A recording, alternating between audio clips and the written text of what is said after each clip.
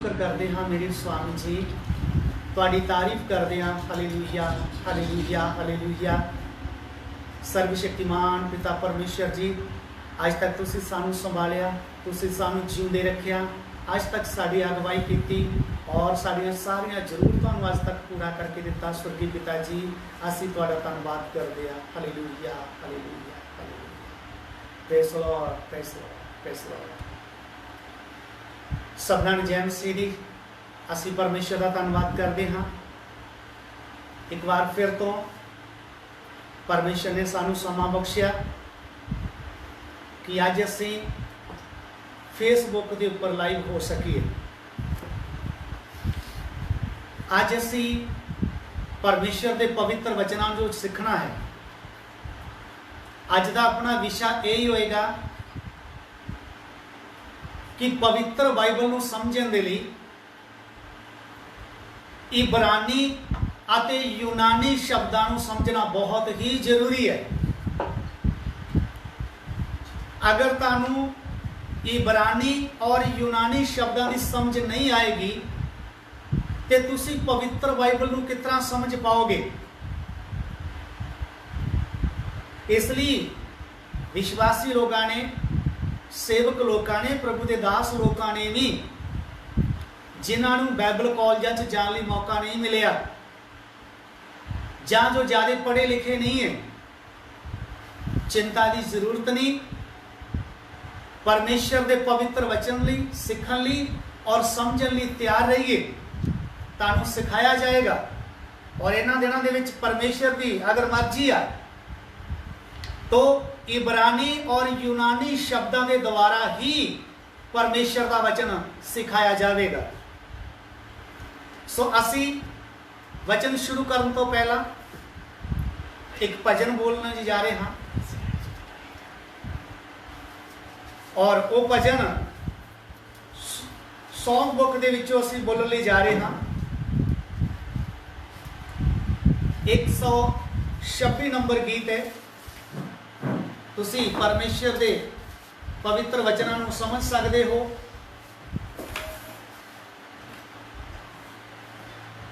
ताकि हर प्रकार ना सानू सीखना बहुत जरूरी है। भजन भी ये सॉन्ग बुक अगर तुहाडे कोल है तो ये 126 नंबर असी बोलने जा रहे हाँ। जीवन का मेरे तू रखवाला, हर पल तू मेरा विधाता है। जीवन का मेरे तू रखवाला, हर पल तू मेरा विधाता है। जीवन का मेरे तू रखवाला, हर पल मेरा विधाता है। जीवन की किश्ती फंसती भंवर में, तू ही तो खेवन हारा है।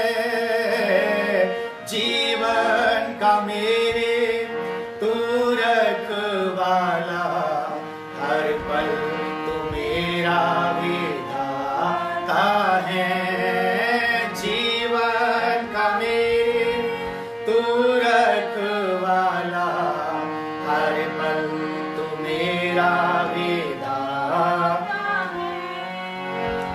जीवन जब होता उदास,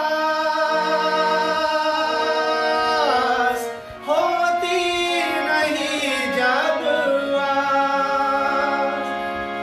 जीवन जब होता उदास, होती नहीं जब आस। आती है तेरी आवाज़, आ जाओ तुम मेरे पास। आती है तेरी आवाज़, आ जाओ तुम मेरे पास। तेरे सहारे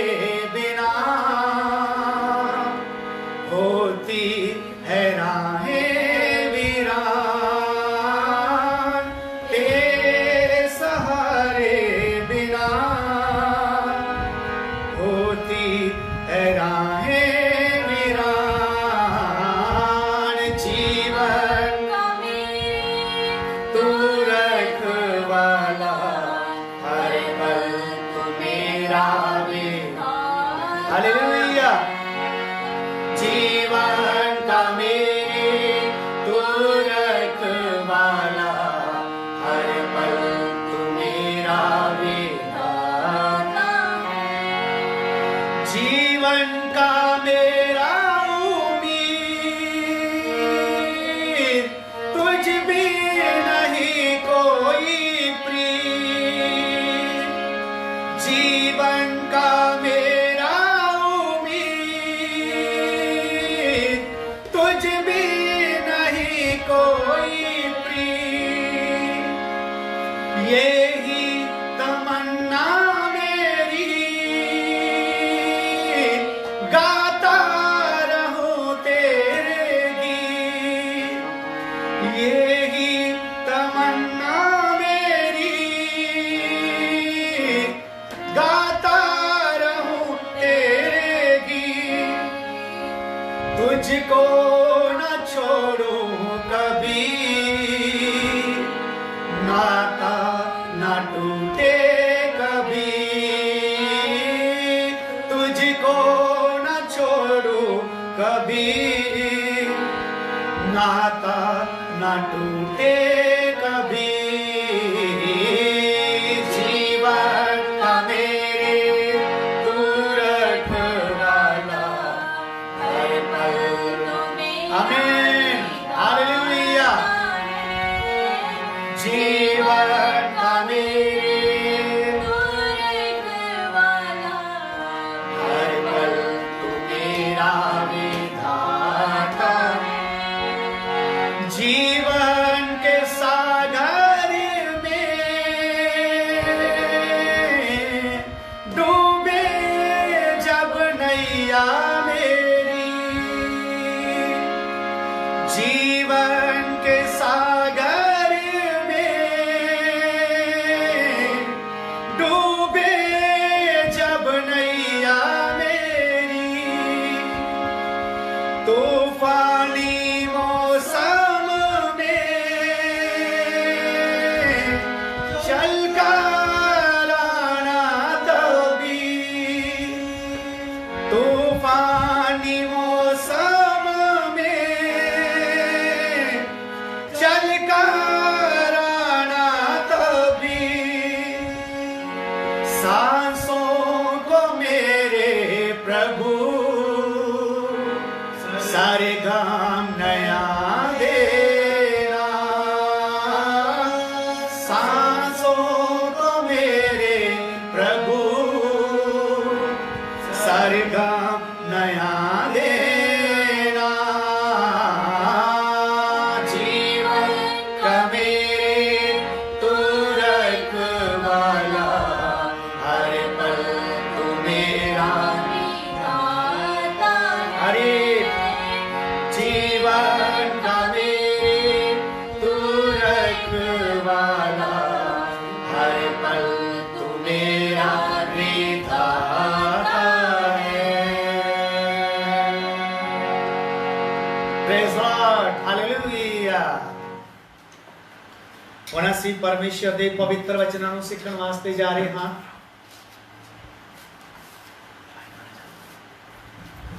ਪਰਮੇਸ਼ਰ ਦੇ ਵਚਨ ਸਿੱਖਣ ਵਾਸਤੇ ਅਸੀਂ ਤਿਆਰ ਹੋ ਜਾਵਾਂਗੇ, ਤਾਂ ਕਿ ਪਰਮੇਸ਼ਰ ਦੇ ਪਵਿੱਤਰ ਵਚਨਾਂ ਨੂੰ ਸਿੱਖਿਆ ਜਾ ਸਕੇ ਔਰ ਸਮਝਿਆ ਜਾ ਸਕੇ। ਆਓ ਅਸੀਂ ਪਰਮੇਸ਼ਰ ਦੇ ਪਵਿੱਤਰ ਵਚਨ ਨੂੰ बड़ी गंभीरता के नाल समझांगे।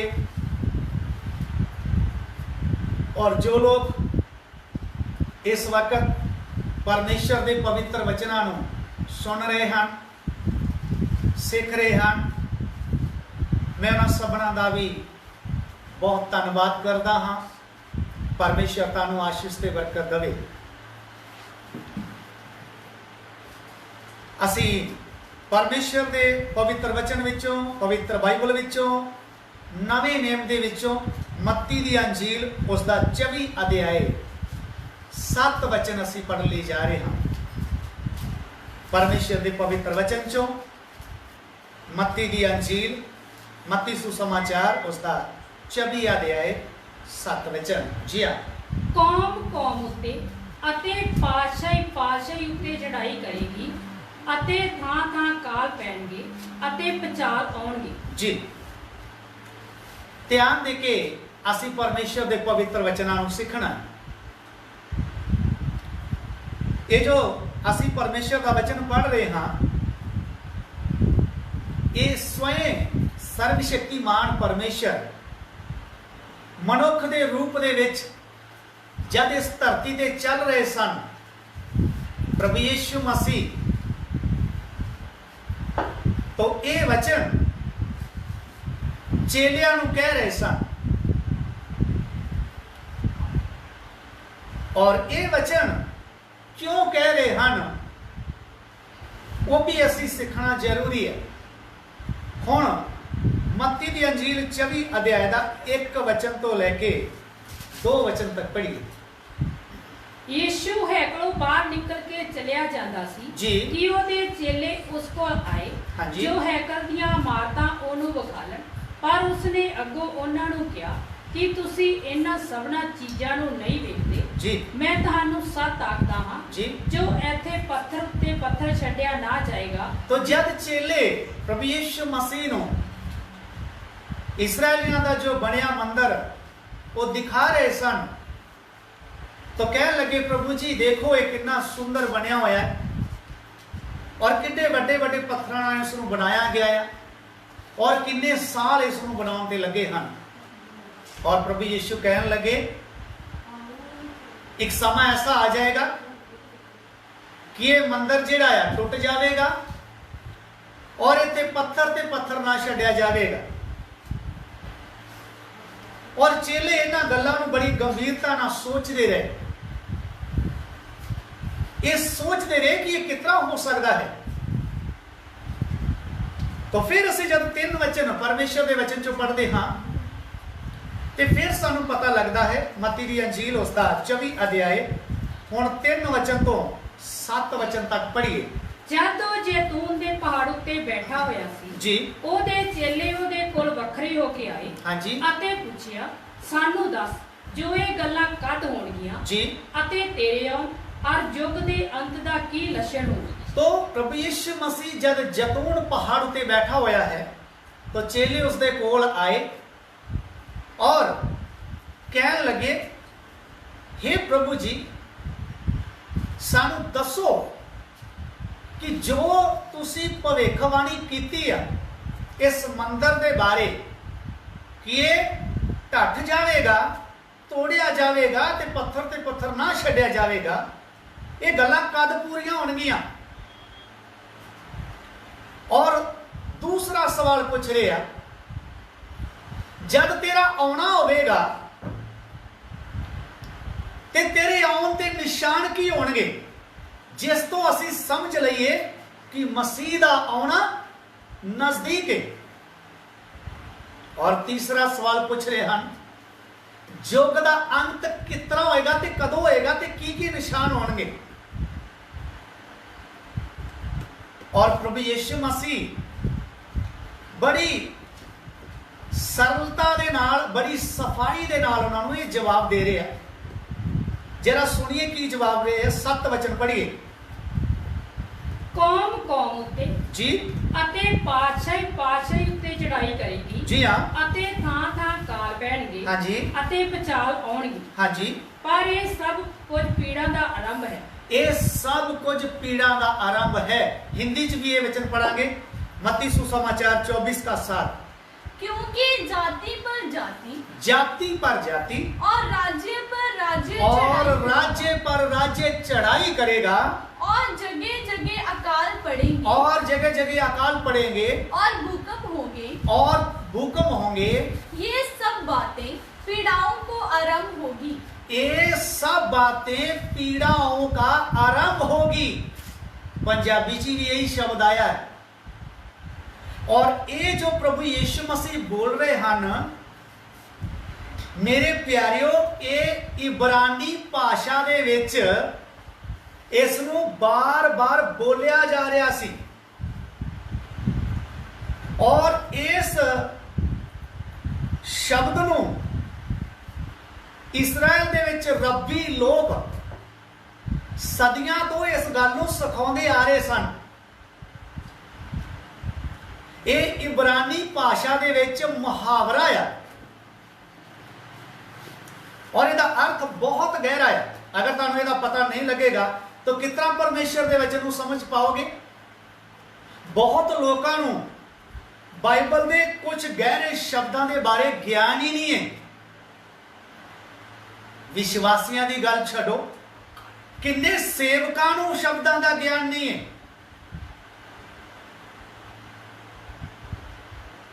ਪਿਛਲੇ ਦਿਨਾਂ 'ਚ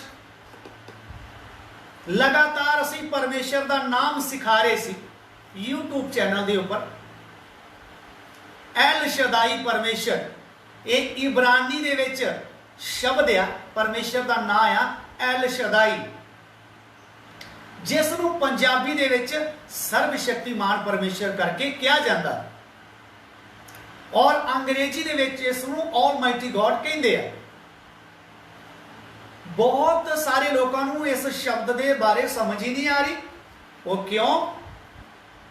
ਕਿਉਂਕਿ ਸੇਵਕ ਲੋਕ ਜ਼ਿਆਦਾ ਪਰਮੇਸ਼ਰ ਦੇ ਪਵਿੱਤਰ ਵਚਨ ਦੇ ਉੱਪਰ ਔਰ ਉਸ ਦੇ ਸ਼ਬਦਾਂ ਦੇ ਉੱਪਰ ਧਿਆਨ ਹੀ ਨਹੀਂ ਦਿੰਦੇ। ਕਲੀਸਿਆਵਾਂ ਦੇ ਵਿੱਚ ਉਹਨਾਂ ਸ਼ਬਦਾਂ ਨੂੰ ਸਿਖਾਇਆ ਹੀ ਨਹੀਂ ਜਾ ਰਿਹਾ। ਉਹੀ ਬਾਰ-ਬਾਰ ਕਲੀਸਿਆਵਾਂ 'ਚ ਪ੍ਰਚਾਰ ਹੋ ਰਿਹਾ ਆ ਚੰਗਾਈ ਦਾ, ਬਰਕਤਾਂ ਦਾ, ਜਾਂ ਤੋਂ ਨੂਹ ਨਬੀ ਦਾ, ਆਦਮ ਹਵਾ ਦਾ। ਭਾਈ ਇਹ ਠੀਕ ਆ, ਇਹ ਸਿਖਾਉਣਾ ਜ਼ਰੂਰੀ ਆ, ਪਰ ਬਾਈਬਲ ਨੂੰ ਤਿੰਨਾਂ ਭਾਗਾਂ ਦੇ ਵਿੱਚ ਸਿਖਾਇਆ ਜਾਂਦਾ ਆ। ਇੱਕ ਜੋ ਬੀਤ ਗਿਆ ਆ ਉਹ ਸਿਖਾਇਆ ਜਾਂਦਾ ਹੈ, ਉਸ ਨੂੰ ਸੰਡੇ ਸਕੂਲ ਦੇ ਰੂਪ ਚ ਸਿਖਾਇਆ ਜਾਂਦਾ ਹੈ। ਨੂਹ ਹੋ ਗਿਆ, ਅਬਰਾਮ ਹੋ ਗਿਆ, ਜੋ ਵੀ ਪੁਰਾਣੇ ਨੇਮ ਦੇ ਸੰਤ ਲੋਕ ਹੋਏ। ਦੂਸਰਾ ਜੋ ਵਰਤਮਾਨ ਚ ਚੱਲ ਰਿਹਾ ਆ, ਇਸ ਦੇ ਬਾਰੇ ਕਲੀਸਿਆਵਾਂ ਦੇ ਵਿੱਚ ਵਚਨ ਸਿਖਾਇਆ ਜਾਂਦਾ ਹੈ। ਇਹ ਸੇਵਕਾਂ ਨੂੰ ਚੰਗੀ ਤਰ੍ਹਾਂ ਗਿਆਨ ਹੋਣਾ ਚਾਹੀਦਾ ਇਹਨਾਂ ਗੱਲਾਂ ਦਾ। ਨਹੀਂ ਗਿਆਨ ਤੇ ਆਪਣਾ ਘਮੰਡ ਛੱਡ ਕੇ ਨਮਰਤਾ ਦੇ ਨਾਲ ਬੈਠ ਕੇ ਪਰਮੇਸ਼ਰ ਦੇ ਦਾਸ ਲੋਕ ਜਦ ਗਹਿਰੇ ਵਚਨ ਸਿਖਾਉਂਦੇ ਆ ਤਾਂ ਸਿੱਖ ਲਓ ਔਰ ਵਿਸ਼ਵਾਸੀਆਂ ਨੂੰ ਵੀ ਸਿਖਾਓ। ਔਰ ਤੀਸਰਾ ਜੋ ਅੱਗੇ ਹੋਣ ਵਾਲਾ ਆ, ਭਵਿੱਖ ਬਾਣੀਆਂ ਦੇ ਬਾਰੇ ਦੱਸਿਆ ਜਾਂਦਾ ਹੈ। ਇਸ ਲਈ ਪ੍ਰਭੂ ਯਿਸੂ ਮਸੀਹ ਨੇ ਵੀ ਯਹੂਨਾ ਨੂੰ ਬੋਲਿਆ ਕਿ ਜੋ ਕੁਝ ਤੂੰ ਵੇਖਦਾ ਹੈ और जो होने वाला आ, जो अगे होएगा वो सब लिख लै। अज कलीसिया हो की रहा है, वही संडे स्कूल के जेडे वचन आ वही दरियाई जा रहे बार बार बार बार। इसलिए किन्नियां कलीसियावां दे विच नौजवान विश्वासी जेडे आ वो कलीसियावां दे विच जाना ही पसंद नहीं करते, वो वचन सुनना ही पसंद नहीं करते क्योंकि उन्होंने नवा नवा कुछ मिल ही नहीं रहा। सो मेरे प्यारियो, अगर तुसी विश्वासी हो तो अपने जीवन से अच्छी तरह गौर करिए। तानू पवित्र बाइबल पढ़ने के लिए समझने के लिए इब्रानी और यूनानी शब्दों को सीखना पड़ेगा और परमेश्वर के दास लोगों को भी ये सीखना पड़ेगा ताकि ये गहरे गहरे अर्थ जेडे आ वो तुसी कलीसिया दे विच विश्वासियां नू, नौजवानों नू, बजुर्गों नू, बच्चों नू समझा सको। तो मैं दस रहा सी ये इब्रानी भाषा दे विच यहूदी लोग मुहावरा देंदे सी कि वो समा एक आएगा कि मसीह दे आउण तो पहला कौम कौम और जाति जाति अते देश देश ते चढ़ाई करेगा और इस नू तीन भागां दे विच वंड के सिखाया जाता सी। और ये जो शब्द है ये बड़ी गंभीरता दे नाल समझना पड़ेगा। इसलिए जब असीं इसका 8 वचन पढ़ते हाँ ਉਹ ਵੀ ਜਰਾ ਪੜ੍ਹ ਲਈਏ। ਪਰ ਇਹ ਸਭ ਕੁਝ ਪੀੜਾਂ ਦਾ ਆਰੰਭ ਹੈ। ਇਹ ਸਭ ਕੁਝ ਪੀੜਾਂ ਦਾ ਆਰੰਭ ਹੈ। ਇਹ ਅਗਰ ਤੁਸੀਂ ਪੜ੍ਹਨਾ ਤਾਂ ਪੁਰਾਣੇ ਨਿਯਮ ਦੇ ਵਿੱਚ ਵੀ ਇਹ ਦਿੱਤਾ ਗਿਆ ਆ। ਦੂਸਰਾ ਇਤਿਹਾਸ 15 ਦਾ 6 ਵਚਨ ਵੀ ਅਸੀਂ ਪੜ੍ਹ ਸਕਦੇ ਹਾਂ ਇਹਦੇ ਨਾਲ। ਦੂਸਰਾ ਇਤਿਹਾਸ 15 ਅਧਿਆਇ 6 ਵਚਨ। ਜਾਤੀ ਜਾਤੀ ਦੇ ਟਾਕਰੇ ਵਿੱਚ ਜੀ ਅਤੇ ਸ਼ਹਿਰ ਸ਼ਹਿਰ ਦੇ ਟਾਕਰੇ ਵਿੱਚ ਮਲੀਆਂ ਮੇਟ ਹੋ ਗਏ, ਕਿਉਂ ਜੋ ਪਰਮੇਸ਼ਰ ਨੇ ਉਹਨਾਂ ਨੂੰ ਹਰ ਪ੍ਰਕਾਰ ਦੇ ਦੁੱਖ ਨਾਲ ਤੰਗ ਕਰ ਛੱਡਿਆ ਸੀ। ਹਰ ਪ੍ਰਕਾਰ ਦੇ ਦੁੱਖ ਨਾਲ ਤੰਗ ਕਰ ਛੱਡਿਆ ਸੀ। ਤੁਸੀਂ ਦੇਖਿਆ ਦੁਨੀਆ ਭਰ 'ਚ ਕਰੋਨਾ ਵਾਇਰਸ ਚੱਲ ਰਿਹਾ ਹੈ ਮੇਰੇ ਪਿਆਰਿਓ, ਲੋਕਡਾਊਨ ਦੁਨੀਆ ਭਰ 'ਚ ਚੱਲ ਰਿਹਾ ਹੈ। ਇਹ ਸਭ ਕਲੀਸਿਆ ਦੀ ਤਿਆਰੀ ਦੇ ਲਈ ਪਰਮੇਸ਼ਰ ਮੌਕਾ ਦਿੱਤਾ ਹੋਇਆ ਹੈ। ਇਸ ਲਈ ਪਰਮੇਸ਼ਰ ਦੇ ਪਵਿੱਤਰ ਵਚਨਾਂ ਨੂੰ ਸਮਝਣਾ ਜ਼रूरी है कि ਅੱਗੇ ਹੋਣ ਕੀ ਵਾਲਾ है। जी पढ़िए हिंदी में। जाति से जाति और नगर से नगर चूर किए जाते थे जी, क्योंकि परमेश्वर नाना प्रकार का कष्ट देकर उन्हें घबरा देता था। कष्ट देकर उन्हें घबरा देता था। इसके साथ जिशाया की किताब उसका 19 अध्याय 1 और 2 वचन भी तुसी पढ़ सकते हो, जो प्रभु यीशु ने बोलिया। पुराने नियम ਦੇ ਵਿੱਚ ਵੀ ਉਹ ਸਿਖਾਇਆ ਜਾ ਰਿਹਾ ਸੀ। ਇਸਰਾਇਲ ਦੇ ਵਿੱਚ ਰੱਬੀ ਲੋਕ ਬਾਰ-ਬਾਰ ਇਹਨਾਂ ਸ਼ਬਦਾਂ ਨੂੰ ਸਿਖਾ ਰਹੇ ਸਨ। ਜੀ ਜਿਸ਼ਾਇਆ 19 ਅਧਿਆਇ उसका 1 और 2 वचन। ਮਿਸਰ ਲਈ ਅਗੰਮ ਬਾਤ, ਵੇਖੋ ਯਹੋਵਾ ਉੜਦੇ ਬੱਦਲ ਉੱਤੇ ਸਵਾਰ ਹੋ ਕੇ ਮਿਸਰ ਨੂੰ ਲਗਾ ਆਉਂਦਾ ਹੈ। ਮਿਸਰ ਦੇ ਬੁੱਤ ਉਹਦੇ ਹਜ਼ੂਰ ਕੰਬ ਉੱਠਣਗੇ ਅਤੇ ਮਿਸਰੀਆਂ ਦਾ ਦਿਲ ਉਹਨਾਂ ਦੇ ਵਿੱਚ ਟਾਲ ਜਾਵੇਗਾ। हाँ जिशाया 19 ਦਾ 1 और 2। ਮੈਂ ਮਿਸਰੀਆਂ ਨੂੰ ਮਿਸਰੀਆਂ ਦੇ ਵਿਰੁੱਧ ਪ੍ਰੇਰਾਂਗਾ जी ਉਹ ਲੜਨਗੇ, ਹਰ ਮਨੁੱਖ ਆਪਣੇ ਭਰਾ ਨਾਲ ਅਤੇ ਹਰ ਮਨੁੱਖ ਆਪਣੇ ਗੁਆਂਢੀ ਨਾਲ, ਸ਼ਹਿਰ ਸ਼ਹਿਰ ਨਾਲ, ਪਾਤਸ਼ਾਹੀ ਪਾਤਸ਼ਾਹੀ ਨਾਲ। जी हिंदी में। मिस्र के विषय में भारी भविष्यवाणी। जी देखो यहोवा शीघ्र उड़ने वाले बादल पर सवार होकर जी मिस्र में आ रहा है जी, और मिस्र की मूरतें उसके आने से थरथरा उठेंगी और मिस्रियों का हृदय बैठ जाएगा जी। और मैं मिस्रियों को एक दूसरे के विरुद्ध उभारूंगा। तो ध्यान दे के सुनिए। तो इजराइल ਦੇ ਵਿੱਚ ਰੱਬੀ ਲੋਕ ਇਸ ਸ਼ਬਦ ਦਾ ਯੂਜ਼ ਬਾਰ-ਬਾਰ ਕਰਦੇ ਔਰ ਸਿਖਾਉਂਦੇ ਸਨ ਕਿ ਕੋਮ ਉੱਤੇ, ਜਾਤ ਜਾਤ ਉੱਤੇ, ਸ਼ਹਿਰ ਸ਼ਹਿਰ ਉੱਤੇ ਤੇ ਦੇਸ਼ ਦੇਸ਼ ਉੱਤੇ ਚੜ੍ਹਾਈ ਕਰੇਗਾ। ਔਰ ਉਹੀ ਸ਼ਬਦ ਪ੍ਰਭੂ ਯਿਸੂ ਮਸੀਹ ਉਹੀ ਮੁਹਾਵਰਾ ਚੇਲਿਆਂ ਨੂੰ ਸੁਣਾ ਰਿਹਾ ਹੈ। ਔਰ ਇਸ ਸ਼ਬਦ ਦਾ ਇਬਰਾਨੀ ਜੋ ਸ਼ਬਦ ਸਿਖਾਇਆ ਜਾ ਰਿਹਾ ਸੀ, ਇਸ ਨੂੰ 3 ਭਾਗਾਂ ਦੇ ਵਿੱਚ ਕਰਕੇ ਸਿਖਾਉਂਦੇ ਸੀ ਕਿ ਜਦ ਮਸੀਹ ਦਾ ਆਉਣਾ ਹੋਵੇਗਾ ਤੇ 3 ਵਿਸ਼ਵ ਯੁੱਧ ਹੋਣਗੇ। 3 ਵਰਲਡ ਵਾਰ ਮਸੀਹ ਦੇ ਆਉਣ ਤੋਂ ਪਹਿਲਾਂ। ਤੇ ਮੇਰੇ ਪਿਆਰਿਓ, ਅਗਰ ਤੁਸੀਂ ਇਸ ਸ਼ਬਦ ਨੂੰ, ਇਬਰਾਨੀ ਸ਼ਬਦ ਨੂੰ ਕੋਮ ਉੱਤੇ ਤੇ ਜਾਤ ਜਾਤ ਉੱਤੇ ਤੇ ਦੇਸ਼ ਦੇਸ਼ ਉੱਤੇ ਚੜਾਈ ਕਰਕੇ ਅਗਰ ਇਹ ਇਬਰਾਨੀ ਮੁਹਾਵਰੇ ਨੂੰ ਸਮਝਿਆ ਜਾਵੇਗਾ ਤੇ ਤੁਹਾਨੂੰ ਪਤਾ ਲੱਗ ਜਾਵੇਗਾ ਕਿ 2 ਵਿਸ਼ਵ ਯੁੱਧ ਹੋ ਚੁੱਕੇ ਆ ਔਰ ਇਹ ਤੀਸਰਾ ਜਿਹੜਾ ਆ ਇਹ ਪ੍ਰਭੂ ਯਿਸੂ ਮਸੀਹ ਦੀ ਆਮਦ ਦੇ ਨਾਲ ਜੁੜਿਆ ਹੋਇਆ ਹੈ। ਵਿਸ਼ਵਾਸੀ ਲੋਗੋ, ਆਪਣੇ ਜੀਵਨ ਤੇ ਗੌਰ ਕਰੋ और इन्हां पवित्र वचनां ते गौर करो। परमेश्वर की आवाज नूं सुनो। प्रभु यीशु मसीह दा आउणा बहुत जल्द है।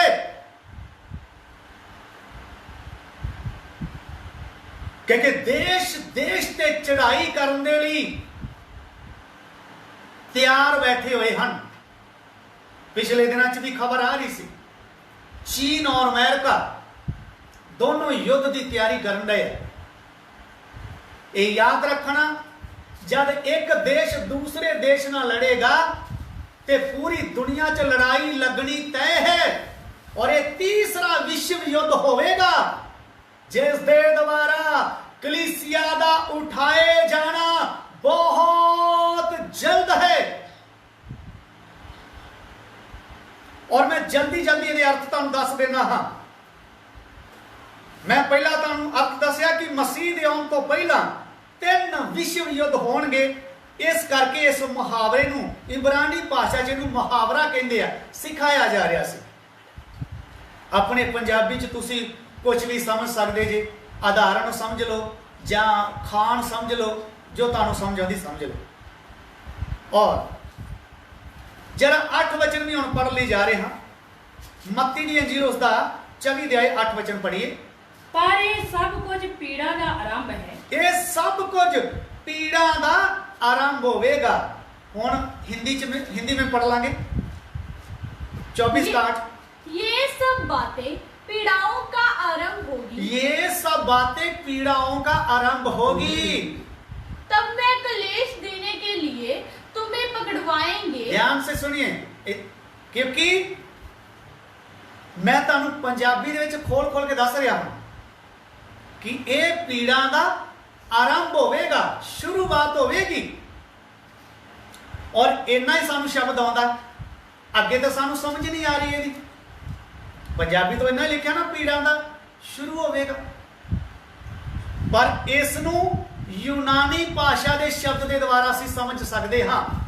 पहला मैं तुहानू इब्रानी भाषा का वो मुहावरा सुनाया जो प्रभु यीशु मसीह बोल रहा है, और वो भविष्यवाणी दे विच बोल रहा है कि जब मेरे आउण दा समा होवेगा ते ये निशान तुहानू दिखाई देणगे। और यूनानी भाषा दे विच इसका जो शब्द, जो पीड़ा का जो शब्द आया है, वो आया है ओडीन, जिसका अर्थ अंग्रेजी दे विच है बर्थ पेन्स, या पेन और सोरो ऑफ चिल्ड बर्थ।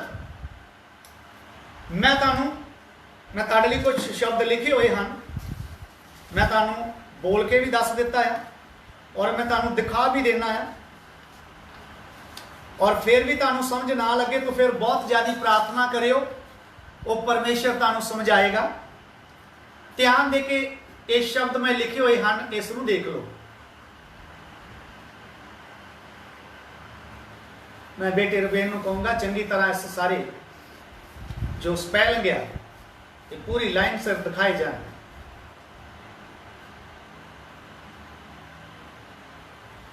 आप नोट कर सकते हो।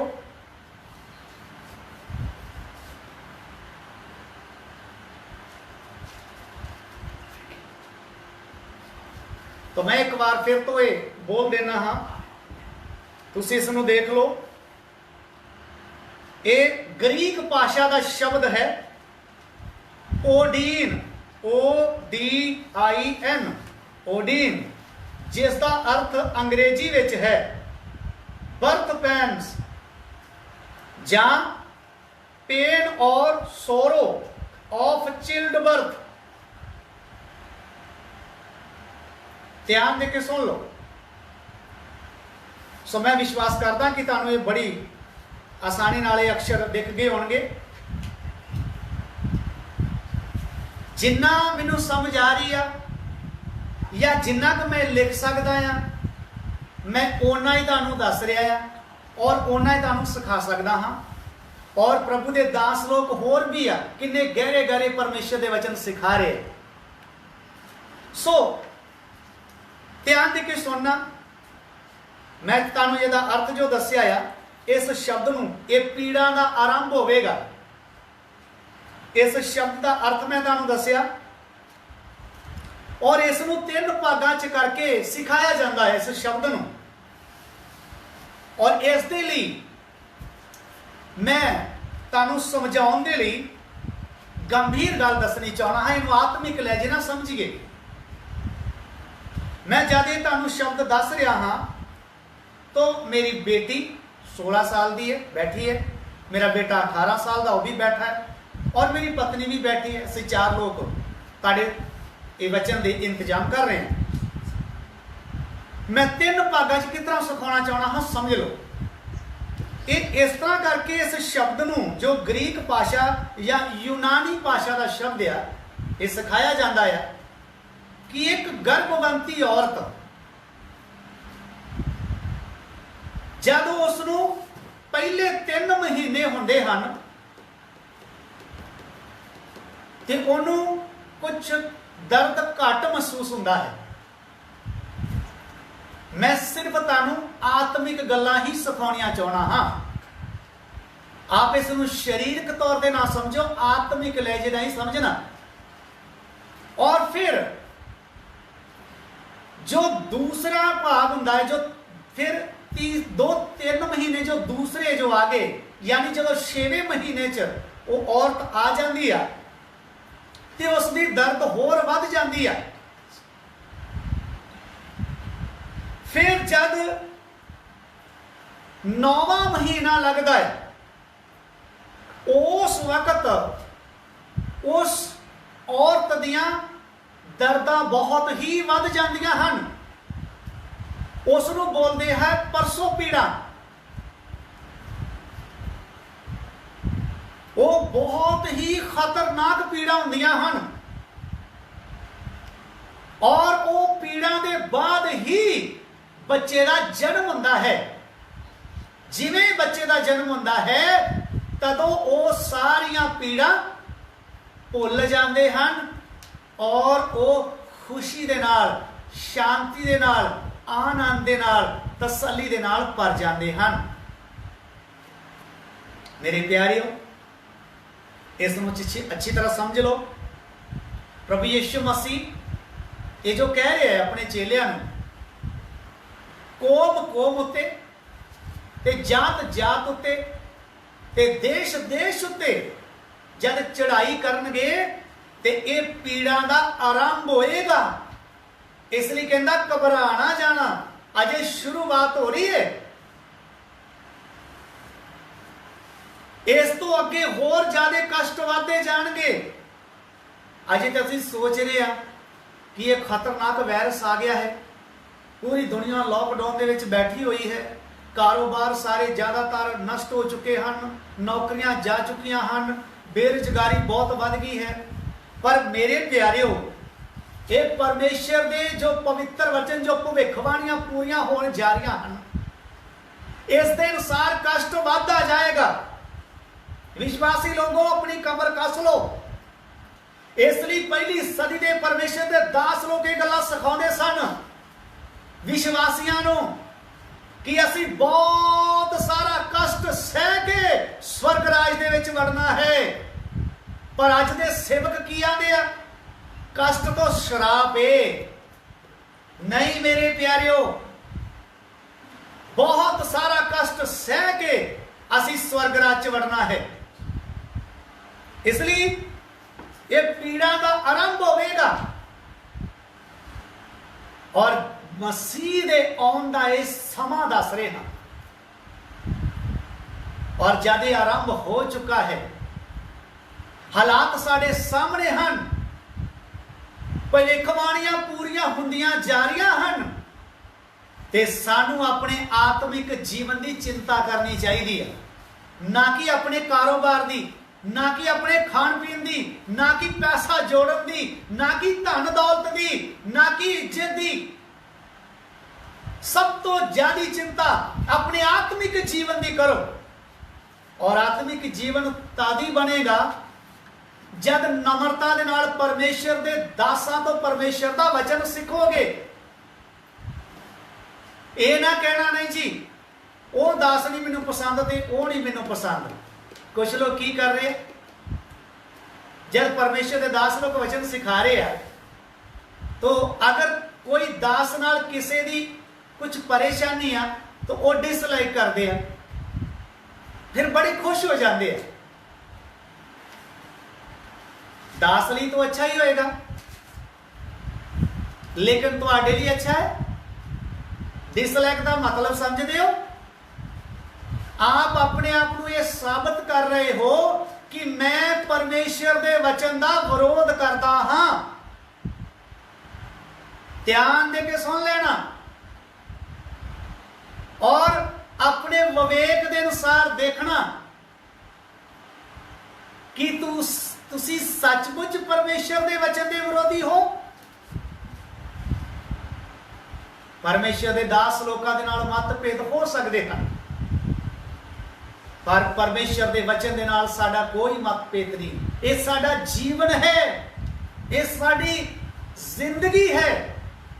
इनू नम्रता दे नाल, टुटे दिल दे नाल, प्रभु ये मेरे जीवन दे लई आ, तेरा धन्नवाद। कोई भी प्रभु का दास जब परमेश्वर का वचन तुहाडे कोल लैके आउंदा आ, ये समझना ਉਹਦੇ ਪਿੱਛੇ कितनी प्रार्थना होएगी, किन्ने आंसू होणगे, किन्ने किन्ने घंटे बैठ के उस वचन को सोचा होएगा जो तुहाडे तक लैके आ रहे हैं। और ये वचन ही एक दिन साडे सबना दा न्याय करेगा भाई।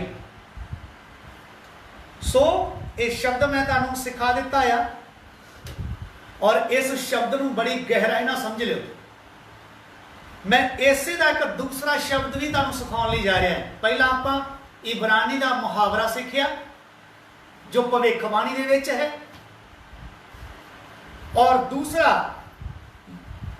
पीड़ा का अर्थ जो यूनानी भाषा, ग्रीक भाषा दे विच तुहानू दस्या गया ओडिन शब्द दे द्वारा। और तीसरा है यहूदी लोगों का एक ग्रंथ है, ध्यान दे के सुनना भाई।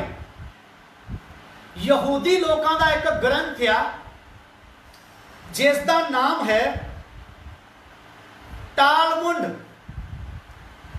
मैं एक बार फिर ये शब्द बोलता हूं, यहूदी लोगों का एक ग्रंथ है, उसका नाम है टालमुंड। इसका अर्थ है, अंग्रेजी में लिखा होया है birth pain of the Messiah. ध्यान देके सुनना, इस दे विच लिखा होया एक शब्द है birth pain of the Messiah. मैं तुहानू वो शब्द भी दिखाना हाँ, मैं अपने वालों पूरी कोशिश करांगा कि तुहानू वो शब्द दिखा सका। नीचे आप देख लो,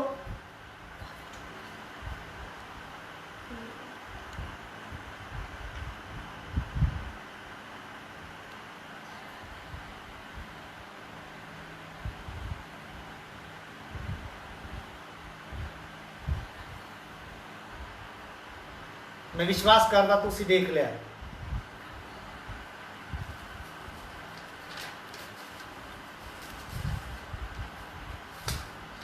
दोबारा मैं इस शब्द को बोलता हाँ,